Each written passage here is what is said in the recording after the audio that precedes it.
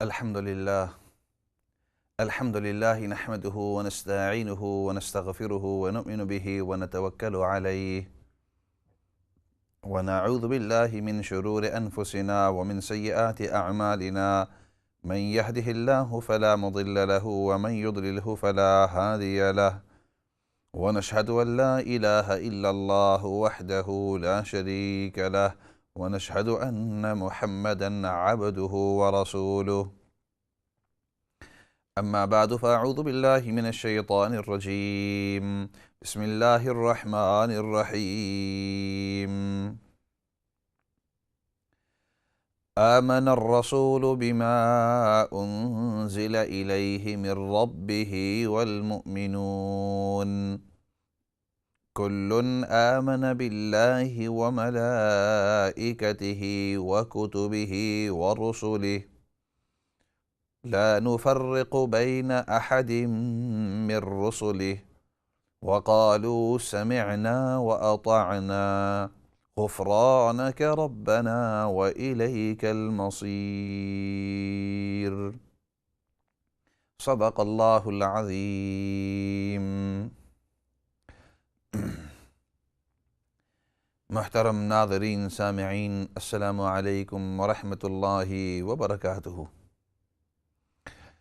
ترتیب ہماری چلی آ رہی ہے کہ ایمانیات کے اوپر بات چیت کریں، اور ہمارے جو 7 عقائد ہیں ان میں سے جو پہلا عقیدہ ہے کہ آمنت باللہ، اس کے اوپر تو پہلے بات چیت ہو چکی ہے کسی تفصیل کے ساتھ، اگرچہ اس کا حق ادا تو کوئی کر نہیں سکتا۔ اور پھر اس کے بعد دوسرا عقیدہ ہے فرشتوں کے بارے میں، اور پچھلے چند پروگراموں کے اندر مسلمانوں کے فرشتوں کے بارے میں جو عقائد ہیں ان کو میں نے ذکر کیا تھا، اور من جملہ ریکیپ کر لیتے ہیں تاکہ ذہن کے اندر بات آ جاوے اور آگے بات چلاتے رہیں۔ من جملہ ان میں سے میں نے یہ عرض کیا تھا کہ فرشتوں کے بارے ہمارا عقیدہ ہے کہ اللہ رب العزت نے ان کو نور سے پیدا کیا ہے، ان کی تعداد ہمیں کوئی پتہ نہیں ہے، ان کی تعداد کتنی ہے صرف اللہ رب العزت ہی جانتے ہیں۔ تیسری بات میں نے یہ سمجھائی تھی کہ اللہ رب العزت نے ان کو مختلف کام دیے ہوئے ہیں، کوئی عبادت کے اندر مشغول ہیں، کوئی کسی اور کام کے اندر مشغول ہیں۔ چوتھی بات یہ میں نے عرض کی تھی کہ جس طرح انسان کے تقاضے ہوتے ہیں اس طرح فرشتوں کے کوئی تقاضے نہیں ہوتے۔ تقاضے کا مطلب یہ ہوتا ہے کہ انسان کو کھانے پینے کا تقاضا ہوتا ہے، نیند کا غلبہ آ جاتا ہے، سو جاتے ہیں وغیرہ وغیرہ، تھکاوٹ محسوس ہوتی ہے۔ فرشتوں کو اس قسم کے جو تقاضے ہوتے ہیں، اس قسم کی ضروریات جو ہوتی ہیں وہ فرشتوں کو محسوس نہیں ہوتی۔ اسی طرح میں نے یہ بات عرض کی تھی کہ اللہ کے تمام احکام، 5ویں نمبر پر اللہ کے تمام احکامات پر پورے طریقے سے عمل کرتے ہیں۔ لا یعصون اللہ ما امرہم، اللہ کے کسی حکم کی وہ نافرمانی نہیں کرتے۔ اور پھر من جملہ ان میں سے ایک یہ ہے کہ فرشتے تمام کے تمام ایک ہی جنس کے ہیں، مطلب ان کے اندر مذکر اور مؤنث، جیسے انسانوں اور جنات کے اندر اور کچھ دیگر جو مخلوق ہیں اس کے اندر مذکر اور مؤنث، مرد اور عورت، لڑکا لڑکی ہوتے ہیں، ان کی یہاں اس قسم کی نہیں ہوتے۔ ان کو کھانے پینے کا تقاضا نہیں ہوتا جیسے میں نے عرض کیا تھا۔ اور دوسری ایک چیز ان کے بارے میں نے عرض کی تھی کہ اللہ رب العزت نے ان کو قدرت التشکل، یعنی وہ اپنی شکل کو بدلا سکتے ہیں۔ اور پھر چوتھی بات کب سے پیدا، 8ویں بات یہ ہے کہ کب سے وہ پیدا ہوئے ہیں اللہ رب العزت ہی بہتر جاتے ہیں۔ میں نے عرض کیا تھا کہ اتنا ہمیں ضرور پتہ ہے کہ آدم علیہ السلام سے کئی عرصہ پہلے، بہت عرصہ پہلے سے اللہ رب العزت نے ان کی تخلیق فرمائی،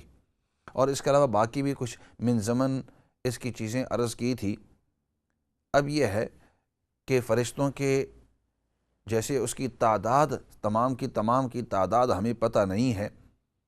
ہمارا عقیدہ ہے کہ جتنے بھی ہیں سب کے سب اللہ کی مخلوق ہے، اللہ کے فرما بردار ہیں، البتہ ان کے نام ہمیں سب کے پتہ نہیں ہیں۔ کچھ ایسے ہیں کہ جن کے نام ہمیں پتہ ہیں، وہ نام کہ جن کو قرآن کریم نے ذکر کیا ہو یا احادیث مبارکہ کے اندر نبی پاک صلی اللہ علیہ وسلم نے ان کا تذکرہ کیا ہو، ان ناموں کو تو ہم جانتے ہیں۔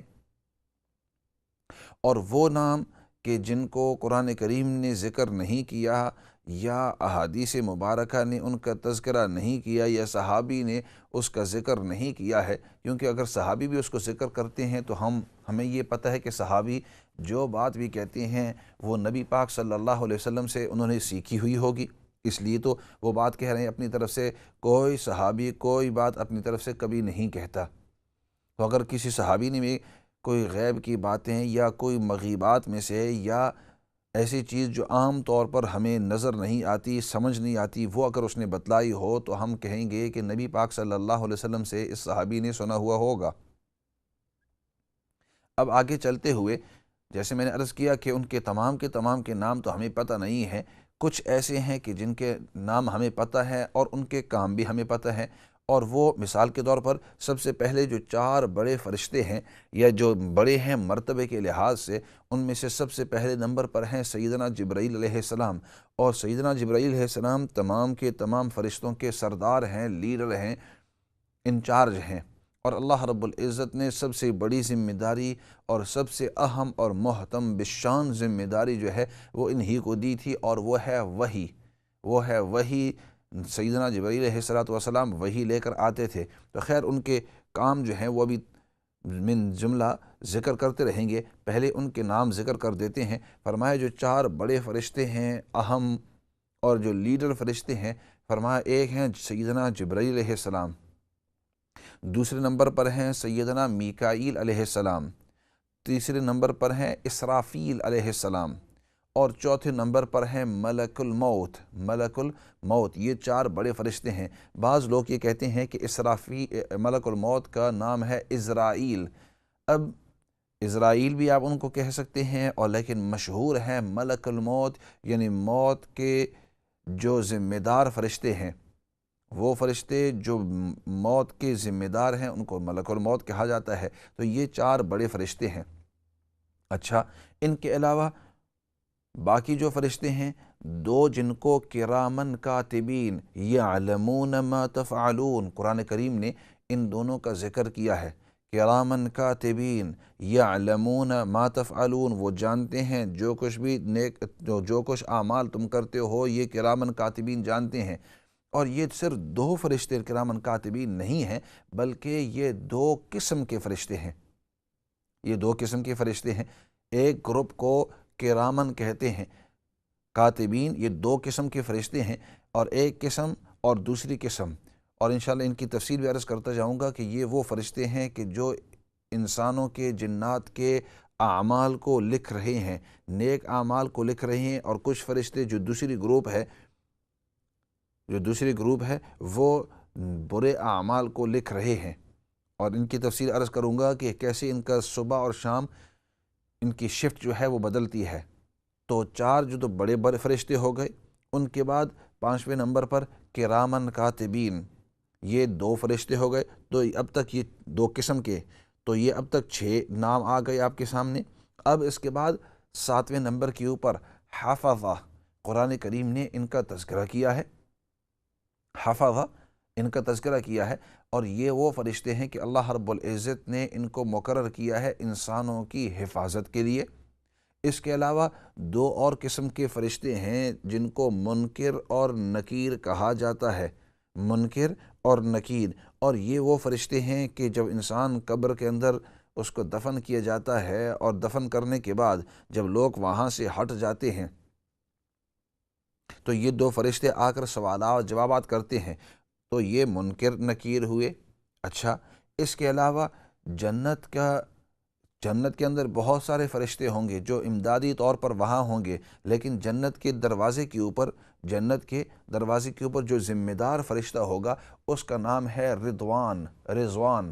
تو رضوان ان کا نام ہے۔ اور اسی طرح پھر جہنم کے اندر بھی بہت سارے فرشتے ہوں گے کہ جو جہنم کی لک آفتر کر رہے ہیں، اور وہاں جو لوگ جہنم کے اندر ہے ان کی سزا کے اوپر یہ لوگ وہاں ذمہ دار ہوں گے، منتخب ہوں گے۔ علیہا 19، جہنم کے اوپر 19 بڑے بڑے فرشتے ہوں گے،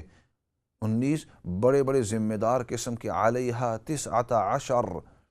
اللہ اکبر، سورۃ المدثر کے اندر اللہ رب العزت نے 19 بڑے بڑے فرشتوں کا ذکر کیا ہے جو جہنم کے اوپر کھڑے ہوں گے، لیکن ان تمام، اور باقی بھی ہوں گے یہ تو 19 جو بڑے بڑے ہیں جن کا تذکرہ ہوا، لیکن باقی بہت سارے ہوں گے۔ لیکن جہنم کا جو ذمہ دار ہوگا اس کا نام ہے مالک۔ مالک تو وہ بھی ایک قسم کے وہاں ذمہ دار ہوں گے۔ تو یہ کچھ فرشتوں کے نام ہیں۔ اب سیدنا جبرائیل علیہ السلام، اب ان کی ذمہ دار، اچھا دو اور فرشتے، ہاروت و ماروت۔ ہاروت اور ماروت یہ دو فرشتے ہیں جن کا قرآن کریم کے اندر ذکر آتا ہے۔ اور یہ جو دو فرشتے ہیں، اللہ رب العزت نے ان کو سلیمان علیہ السلام کے وقت کے اندر ان کو زمین پر نازل فرمایا تھا، اور ان کو ایک انسانی شکل دی تھی، اور ایک پورا مستقل واقعہ ہے جس کو اللہ رب العزت نے سورۃ البقرہ کے اندر پہلے سپارے کے اندر ان کا تذکرہ فرمایا ہے۔ اب آئیے ان کے کام کی طرف۔ باقی بھی فرشتے ہیں جن کا قرآن و حدیث کے اندر ذکر، لیکن یہ مین تھے۔ اب سب سے پہلے ہیں سیدنا جبرائیل علیہ السلام۔ اللہ رب العزت نے قُلْ مَنْ كَانَ عَدُوًّا لِجِبْرِيلَ فَإِنَّهُ نَزَّلَهُ۔ اللہ رب العزت نے ان آیات کے اندر بتلایا کہ جو جبرائیل کے ساتھ دشمنی کرتا ہے تو گویا اس نے اللہ کے ساتھ دشمنی کی ہے۔ کیوں؟ اس وجہ سے کہ اللہ رب العزت نے جبرائیل کو منتخب کیا تھا وحی دے کر۔ وحی سیدنا جبرائیل علیہ السلام کو دی کہ یہ وحی لے کر جو نبی وقت ہیں ان کے پاس جاؤ۔ اللہ رب العزت نے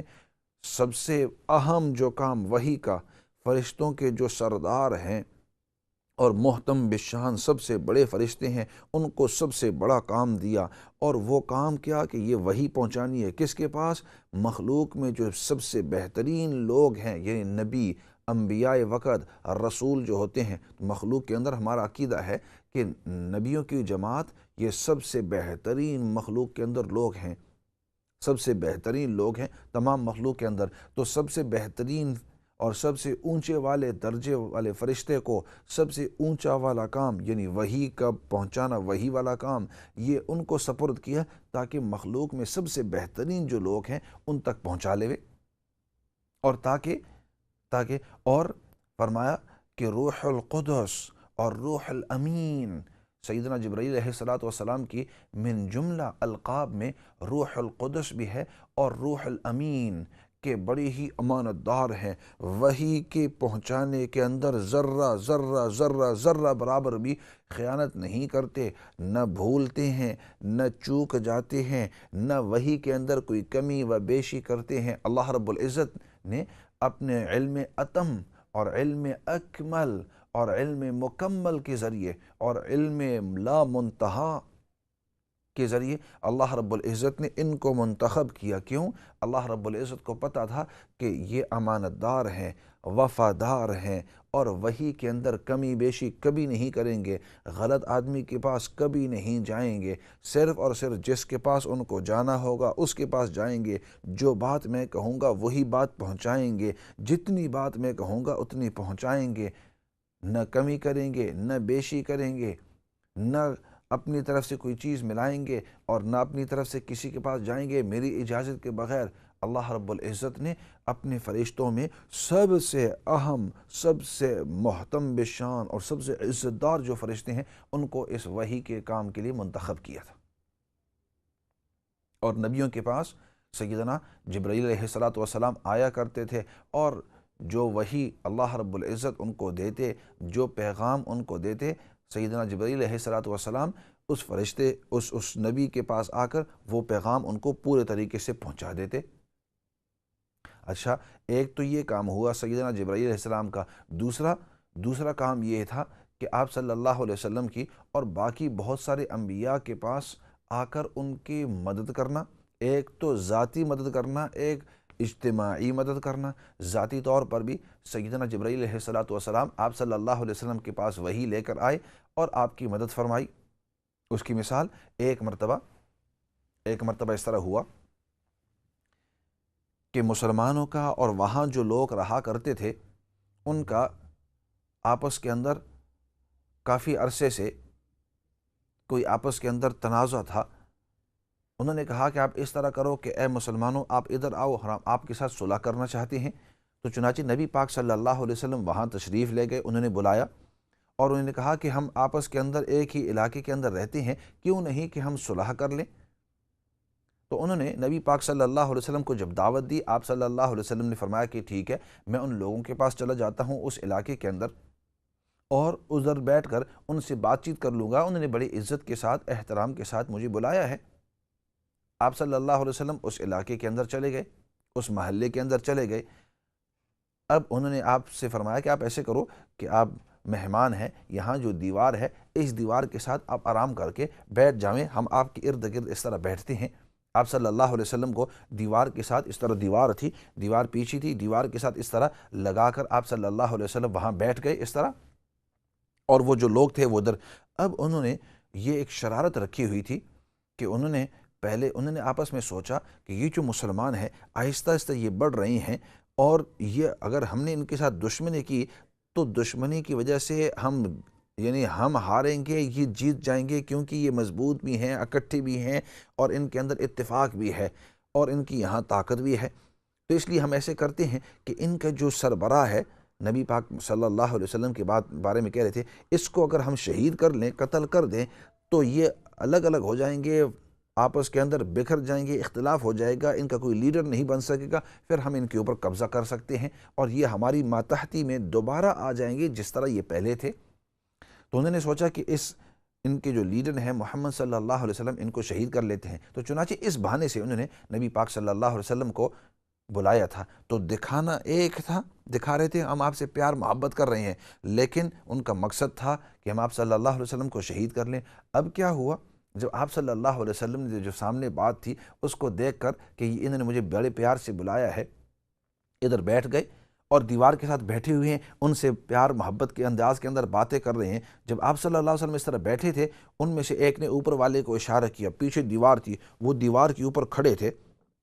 چھت تھا اس طرح جیسے اپنے ملکوں کے اندر پاکستان، ہندوستان، بنگلہ دیش کے اندر فلٹ چھت ہوتا ہے، اس کے اوپر وہ کھڑے تھے۔ پیچھے شخص، اس نے ایک بڑی چٹان رکھی ہوئی تھی، اور اس کا مقصد یہ تھا کہ جب آپ صلی اللہ علیہ وسلم جو ہی بیٹھیں گے، اوپر سے چٹان کو لڑکتے لڑکتے لڑکتے لڑکتے ادھر سے گرا دیں گے، اور آپ صلی اللہ علیہ وسلم کے سر مبارک کے اوپر وہ بڑی جو چٹان ہے، بڑی چٹان وہ گر جائے گی، اور آپ صلی اللہ علیہ وسلم نیچے کرش ہو جائیں گے اور شہید ہو جائیں گے۔ آپ صلی اللہ علیہ وسلم جو ہی وہاں بیٹھے تو فوراً جبرائیل علیہ الصلوۃ والسلام آئے، اور انہوں نے بتلایا کہ آپ جلدی یہاں سے ہٹو، یہاں سے جلدی ہٹو، یہاں سے جلدی ہٹو۔ تو نبی پاک صلی اللہ علیہ وسلم فوراً اٹھ کھڑے ہوئے اور یہاں سے ہٹ گئے۔ جو ہی ہٹے تھے تھوڑی سی آگے ہی، تو وہ جو بڑی چٹان تھی وہ دھڑام سے اس شخص نے، اسی وقت وہ اصل میں گرانے والا تھا، اس نے گرائی۔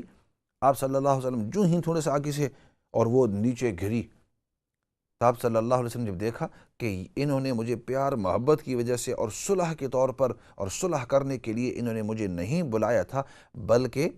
بلکہ انہوں نے تو دھوکے کے طور پر مجھے قتل کرنے کا اور مجھے شہید کرنے کے ارادے سے مجھے ادھر بلایا تھا، اور یہ تو ان کا نفاق تھا، منافقت تھی۔ نبی پاک صلی اللہ علیہ وسلم واپس گئے، صحابہ اکرام کو جمع کیا اور ان کو پورا واقعہ بتایا، اور پھر صحابہ کے ساتھ مشورہ کر کے تمام کے تمام جو ہیں پھر اس علاقے کے اندر آ کر فرمایا کہ تم ہم سے صلح کرنا نہیں چاہتے تھے، اب ہم تم سے بھی صلح نہیں کرتے۔ تو خیر بات آگے بڑھتی ہے، اور پھر تاریخ کے اندر کیا ہوا کیا نہیں ہوا کسی اور موقع کے اوپر عرض کروں گا، لیکن اس سے پتہ چلتا ہے کہ بعض اوقات سیدنا جبرائیل علیہ الصلوۃ والسلام آتے تھے، نہ آپ صلی اللہ علیہ وسلم کی ذاتی مدد فرماتے تھے۔ اسی طرح بعض اوقات یہ ہوتا کہ ذاتی تو تھی بلکہ اجتماعی مدد فرماتے۔ جنگ بدر کے بارے میں آتا ہے کہ نبی پاک صلی اللہ علیہ وسلم نے جب اللہ رب العزت سے بہت دعا فرمائی کہ یا اللہ تو ہماری مدد فرما، اور فرما ان تہلک هذه العصابہ فلن تعبد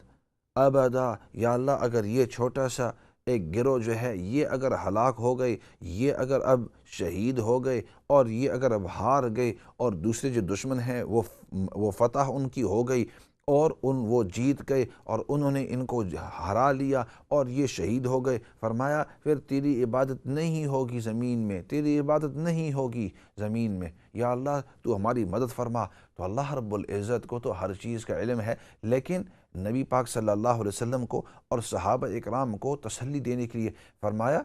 کہ 3,000 من الملائکہ، 3,000 فرشتوں کو میں بھیجوں گا تمہاری مدد کرنے کے لیے جنگ بدر کے اندر، 3,000 فرشتوں کو بھیجوں گا۔ اور پھر آگے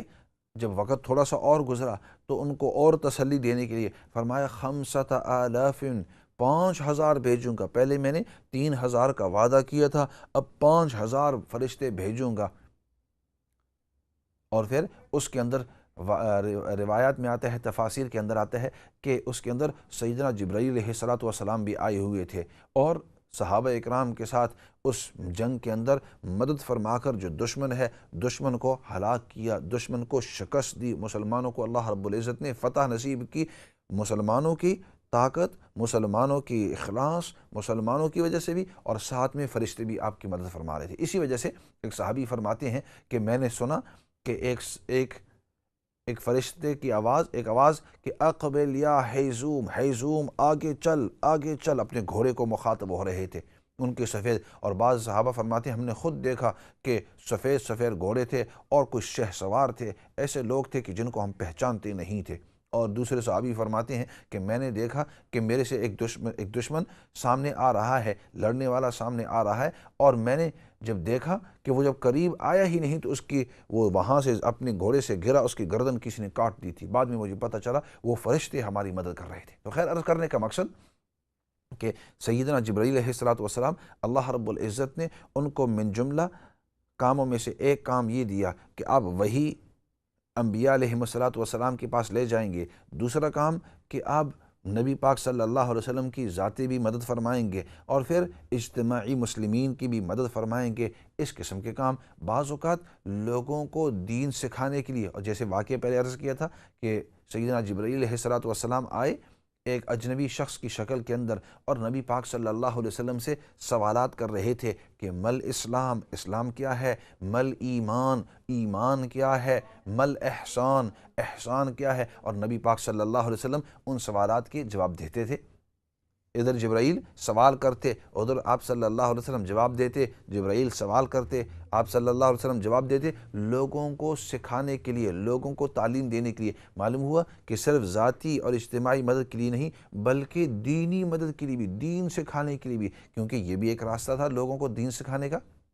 آپ صلی اللہ علیہ وسلم کو تو یہ تمام کی تمام چیزیں پتہ تھی، پورے مکمل نبی پاک صلی اللہ علیہ وسلم کو شریعت مکمل طور پر پتہ ہے، ہمارا عقیدہ ہے، لیکن یہ شریعت ان دیگر جو صحابہ ہیں ان کو سکھانے کے لیے سیدنا جبرائیل علیہ السلام یہ سوالات اور جوابات کا جو انداز ہے وہ اختیار فرماتے۔ اچھا، یہ تو ہوئے سیدنا جبرائیل علیہ السلام، اور پھر اس کے بعد سیدنا میکائیل علیہ السلام۔ میکائیل علیہ السلام یہ وہ فرشتے ہیں کہ اللہ رب العزت نے ان کو بارش کے اوپر، اور جو رزق ہے، جو کھانا دانا پانی وغیرہ، یہ جتنی بھی چیزیں ہیں، اللہ رب العزت نے ان تمام چیزوں کے اوپر ان کو مقرر کیا ہوا ہے، ڈیلیگیشن آف پاور ان کو دیا ہوا ہے کہ آپ یہ کام کرو، کہ ان تمام چیزوں کی ذمہ داری آپ کے ذمے۔ اب وہ خود تو نہیں کرتے بلکہ ان کی یہاں اپنے ایک گروپ ہے، بہت سارے اور فرشتے ہیں، اور ان فرشتوں کے ذریعے کہ جہاں بھی بارش اللہ رب العزت نے مقرر کی ہو وہاں بارش پہنچے گی، اور جہاں اللہ رب العزت نے مقرر نہیں کی وہاں بارش کا ایک قطرہ بھی نہیں ہوتا۔ جس علاقے کے اندر اللہ رب العزت نے مقرر کیا ہے وہاں دانہ نکلتا ہے، وہاں خوشے نکلتے ہیں، پورے کی پوری زمین سرخیز ہوتی ہے، زرخیز ہوتی ہے۔ اور بعض علاقے ایسے ہیں صحرا کے صحرا، ایک بھی دانہ نہیں، اگر دانہ ڈالیں بھی تو وہاں سے کوئی چیز اگتا نہیں۔ سیدنا میکائیل علیہ السلام کو اللہ رب العزت نے اس کے اوپر مقرر کیا ہوا ہے۔ ایک ایک بادل جو ہے، بادل بلا قسم کی چیزیں ہوتی ہیں، اللہ اکبر۔ ہم تو یہ سمجھتے ہیں کہ یہ پانی آسمان سے آتا ہے، کبھی سوچا بھی ہے کہ یہ پانی کا نظام اللہ رب العزت نے کس انداز کے اندر یہ واٹر سائیکل جو ہے یہ پوری بنائی ہوئی ہے، اور کس انداز کے اندر یہ پورے دنیا کے اندر یہ پانی کا نظام سائیکل چلتی ہے، تاکہ زمین سے آسمان تک، آسمان سے پہاڑوں تک، پہاڑوں سے زمینوں تک یہ پوری سائیکل چلتی ہے۔ سیدنا میکائیل علیہ السلام میک شور کرتے ہیں کہ جہاں جس علاقے کے اندر جتنے قطروں کا اترنا ہے اتنے ہی قطرے وہاں اترتے ہیں۔ The amount of drops that a certain place is supposed to receive، سیدنا میکائیل علیہ السلام make sure that many million or that many billion، کتنے بلین وہاں قطرے گرنے ہیں، ایک ایک قطرے کا حساب ہوتا ہے، ایک قطرہ نہ زیادہ ہوتا ہے، ایک قطرہ نہ کم ہوتا ہے۔ اور جس علاقے کے اندر بالکل بالکل کوئی بارش نہیں ہوتی، بعض ایسے علاقے ہوتے ہیں وہاں سال کے 12 مہینے بارش ہی بارش ہوتے رہتی ہے، بعض علاقے ایسے ہیں کہ 12 مہینے گزر جاتے ہیں وہاں ایک قطرہ بارش نہیں ہوتا، بعض علاقے ایسے ہوتے ہیں ہفتے میں ایک مرتبہ بارش ہوتی ہے،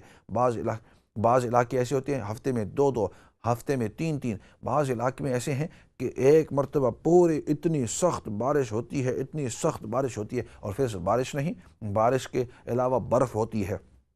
اور پھر بعض علاقے کے اندر اولے، ہیل سٹونز، چھوٹے چھوٹے۔ اللہ رب العزت نے ایک انداز بنایا ہوا ہے کہ کیسے وہی پانی اگر اللہ رب العزت چاہیں تو ایک قطرے کی شکل کے اندر آتا ہے، وہی پانی اگر اللہ رب العزت چاہیں برف کی شکل میں تھوڑا سا سخت ہو جاتا ہے، برف کی شکل کے اندر آتا ہے، وہی پانی اگر اللہ رب العزت چاہیں تو